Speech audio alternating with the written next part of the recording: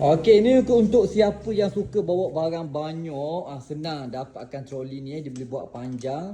Okey, untuk kita tarik ni boleh buat panjang. Senang kita nak gerak ke mana saja nak pergi camping ke, nak pergi mancing ke, senang letak barang dalam ni, dia ada magnet ni. Tekan, dia akan lekat sendiri. Dan lepas tu ni untuk yang Pak Mu pilih ni yang saiz paling besar tengok macam-macam isi lampu ada, lilin, kipas semua Pak Mu bawa ni. Untuk barang kerja Pak Mu.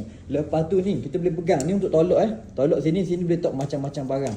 Macam-macam barang ada. Lepas tu troli ni kita boleh lipat dia jadi kecil. Ini daripada WTHB Outdoor. Barang padu semua. Tayar pun kukuh.